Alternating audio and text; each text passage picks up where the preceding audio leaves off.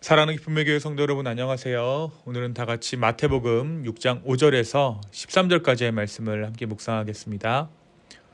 또 너희는 기도할 때에 외식하는 자와 같이 하지 말라. 그들은 사람에게 보이려고 회당과 큰 거리 어귀에 서서 기도하기를 좋아하느니라.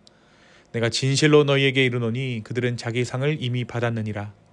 너는 기도할 때에 너의 골방에 들어가 문을 닫고 은밀한 중에 계신 너의 아버지께 기도하라. 은밀한 중에 보시는 내 아버지께서 갚으시리라. 또 기도할 때 이방인과 같이 중언부언하지 말라. 그들은 말을 많이 하여야 들으실 줄 생각하느니라. 그러므로 그들을 본받지 말라. 구하기 전에 너희에게 있어야 할 것을 하나님 너희 아버지께서 아시느니라. 그러므로 너희는 이렇게 기도하라. 하늘에 계신 우리 아버지여, 이름이 거룩히 여김을 받으시오며 나라가 임하옵시며 뜻이 하늘에서 이루어진 것 같이 땅에서도 이루어지이다. 오늘 우리에게 일용할 양식을 주시옵고 우리가 우리에게 죄 지은 자를 사하여 준 것 같이 우리 죄를 사하여 주시옵고 우리를 시험에 들게 하지 마시옵고 다만 악에서 구하시옵소서. 나라와 권세와 영광이 아버지께 영원히 있사옵나이다. 아멘. 우리가 12월 들어 마태복음 말씀을 함께 묵상하고 있습니다. 이미 나누었듯 마태복음은 네 복음서 가운데서도 예수님께서 약속된 메시아이심이 가장 선명하게 드러나는 복음서입니다. 그렇기 때문에 마태복음에는 예수님의 삶과 사역이 구약의 약속과 어떻게 연결되고 또 성취되는지가 촘촘하게 담겨져 있습니다. 특히 매 장면마다 이는 선지자를 통하여 하신 말씀을 이루려 하심이라 라는 표현이 등장하는데요. 이것은 마태복음이 우리로 하여금 예수님 안에서 하나님 나라의 큰 그림을 보도록 이끌어 준다는 것을 우리가 알 수 있습니다. 어제 말씀에서 이 메시아 되신 예수님께서는 제자를 부르셨죠. 그리고 그들에게 너희는 세상의 빛, 너희는 세상의 소금이라는 전혀 새로운 정체성을 선포해 주십니다. 이어지는 마태복음 5장 후반부부터 6장 초반부까지 예수님께서는 이 새로운 정체성을 가진 제자들이 이 세상 안에서 어떻게 살아가야 하는지를 설명하십니다. 겉으로 대단한 경건을 드러내는 삶이 아니라 하나님 앞에서 진실한 마음으로 살아가는 삶이 무엇인지, 구제, 기도, 금식이라는 경건의 핵심 영역을 통해 그 기준을 제자들에게 제시하셨던 것이죠. 그리고 오늘 우리가 특별히 읽은 마태복음 6장 5절에서 13절까지의 말씀을 통해 예수님은 그 중에서도 기도에 대해 가장 집중적으로 가르치십니다. 오늘 본문을 크게 두 가지 흐름으로 나눌 수 있습니다. 예수님은 먼저 어떻게 기도해야 하는지를 말씀하십니다. 6장 5절부터 8절까지의 내용이 그것이죠. 사람들에게 보이기 위한 기도, 스스로 의롭다 여김을 드러내는 기도, 말의 많음으로 하나님을 조종할 수 있다라고 생각하는 이방인의 기도는 참된 기도가 아니라고 말씀하십니다. 대신 하나님께서는 은밀한 중에 계신 하나님, 이미 우리에게 필요한 것을 아시는 아버지이심을 기억하며 기도하라고 예수님께서는 말씀하십니다. 그러니까 여러분, 이 기도라는 것이 기술이나 형식의 문제가 아니라 하나님을 어떻게 알고 있는가에서 시작된다라고 예수님께서는 말씀하시는 거예요. 우리가 온전한 하나님을 알았을 때, 하나님의 어떠한 분이심을 우리가 온전히 알았을 때 우리의 기도가 진정한 기도가 될 수 있다라고 예수님께서는 말씀하신 것입니다. 이어 예수님은 그러므로 너희는 이렇게 기도하라라고 말씀하시면서 우리가 무엇을 우선적으로 구해야 하는지를 보여주십니다. 하늘에 계신 우리 아버지여. 여지껏 유대인들은 하나님을 신으로 알았습니다. 그런데 놀랍게도 하나님께서는 아버지 되신다라는 사실을 예수님께서 말씀하시는 거예요. 기도란 두려운 분에게 드리는 요청이 아니라 우리를 아는 아버지께 드리는 관계의 고백으로 시작된다라는 것입니다. 이름이 거룩히 여김을 받으시오며 나라가 임하시오며 뜻이 이루어지이다.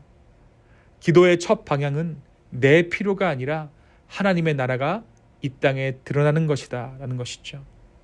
우리에게 일용할 양식을 주시옵고 그 다음에야 우리의 일상적인 필요, 오늘 살아간 힘을 하나님께 의탁합니다.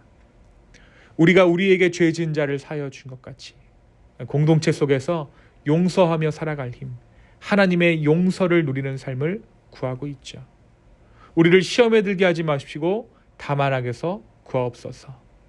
연약한 인간이 스스로 자신을 지킬 수 없음을 인정하며 하나님께서 악의 세력으로부터 우리를 보호해달라고 간구합니다. 그러니까 우리가 주기도문이라고 부르는 이 기도문을 요약하면 예수님께서 가르치신 이 기도는 빛과 소금으로 부름받은 제자들이 어떤 마음으로 살며 무엇을 우선적으로 구해야 하는지를 보여주는 가장 핵심적인 신앙의 구조를 담아낸 기도라고 할 수 있습니다. 사랑하는 기쁨의 교회 성도 여러분, 그렇다면 오늘 말씀 우리가 어떻게 우리의 삶 가운데 적용할 수 있을까요?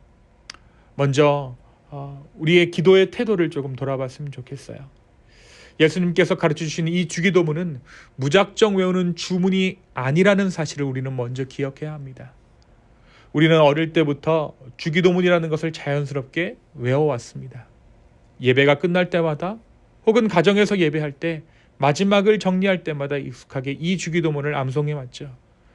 그러다 보면 우리가 어느 순간부터 이 내용을 깊이 생각하는 기도라기보다 그냥 해야 하는 주문처럼 이 기도를 여길 때가 있습니다. 예수님께서 오늘 말씀 8절까지의 말씀을 통해 말씀하신 것처럼 이방인의 기도처럼 우리가 이 주기도문을 드릴 수 있다는 거예요. 예수님께서 이 기도를 주셨던 의도는 단순한 암송의 목적이 아니었습니다.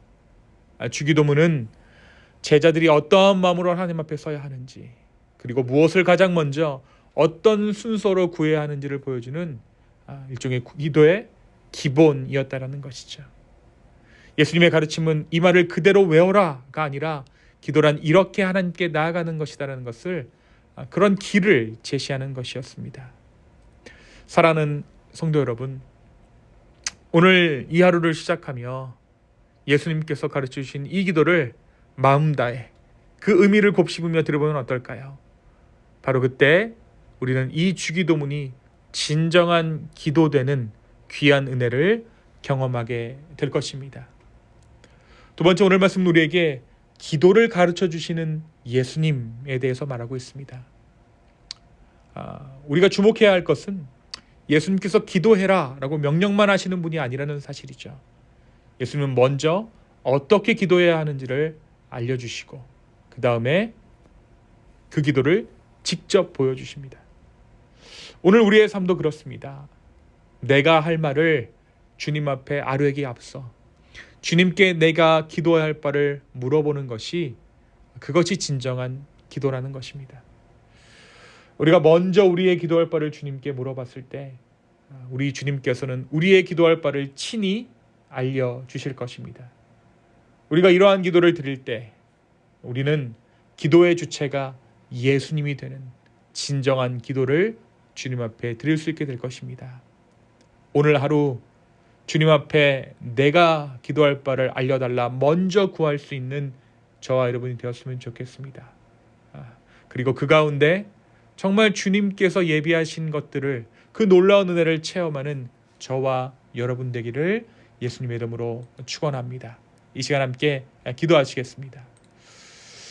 주님, 다시 한번 우리의 마음과 우리의 삶과 우리의 모든 것을 주님께 드리며 나아갑니다. 우리에게 이 귀한 기도를 가르쳐 주셨는데 우리가 그 의미를 잃어버린 채 습관처럼 주문처럼 이 기도를 외고 있지는 않습니까? 주여, 우리를 긍휼히 여겨 주시옵소서. 오늘 이 주기도문, 예수님께서 가르쳐 주신 이 기도를 통해 다시 한번 하나님 나라를 살 수 있는 우리 모두 되게 하여 주시옵소서. 또한 우리가 기도하기 이전에 먼저 기도할 바를 주님께 아뢰며 묻는 이 하루 되게 하여 주시옵소서. 주님, 우리의 연약함을 아시는 성령님, 우리의 삶을 붙잡아 주시고 각자가 기도할 바를 온전히 아뢰는 이 하루 되게 하여 주시옵소서. 감사합니다. 예수님의 이름으로 기도하였습니다. 아멘.